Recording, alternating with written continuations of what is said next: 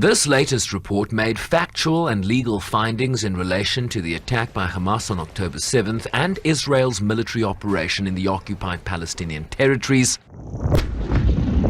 principally the Gaza Strip, focusing on the period from October 7th through December 31st, 2023.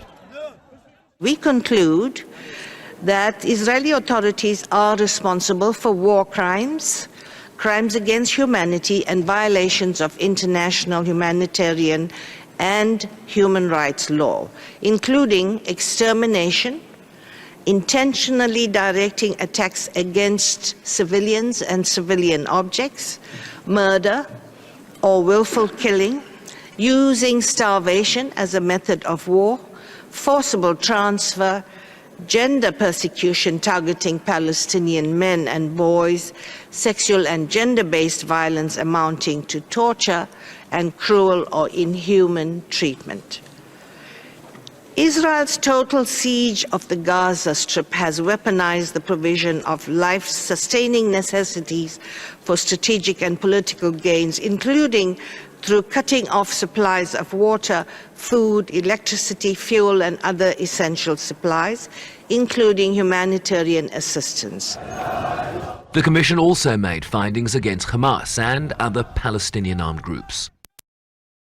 Found that Hamas and other Palestinian armed groups are responsible for the war crimes of intentionally directing attacks against civilians, of murder or willful killing, torture, inhuman or cruel treatment, destroying or seizing the property of an adversary, and outrages upon personal dignity, and taking hostages. Members of Hamas, members of Palestinian armed groups, and some Palestinian civilians deliberately killed, injured, tortured, took hostages, including children, and committed sexual and gender-based violence against civilians and members of the Israeli security forces, some of whom were hors de combat. Children were killed, injured, and physically and emotionally mistreated and instrumentalized by attackers for propaganda purposes.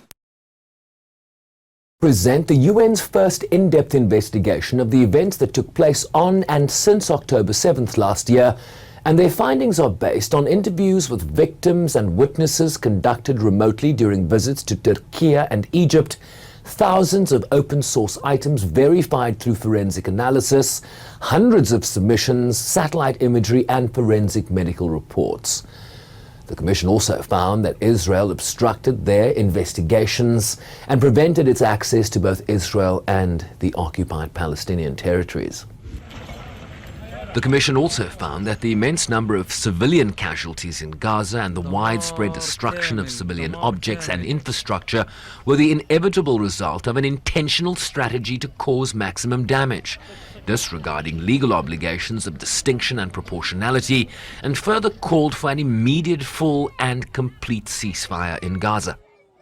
The Council passed a resolution last week calling for an immediate, full and complete ceasefire. The Commission reiterates that call and calls for a complete cessation of hostilities. We call for the immediate and for the full end of the siege, for the release of all detainees, including all of the Israeli hostages, and for Palestinian armed groups to stop the indiscriminate firing of rockets into Israel. The Commission reminds all parties that they must adhere fully to international humanitarian law and international human rights law in protecting civilians and civilian objects.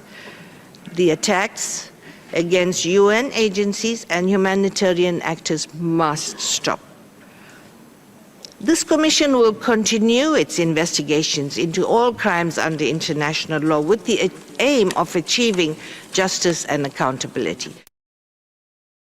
Post Israel's mission to the UN in Geneva said it rejected what it called a biased report and abhorrent and immoral accusations leveled against the IDF, calling Hamas a lawless terrorist organization that places civilians in the line of fire, while referring to Israel as a democratic country committed to the rule of law.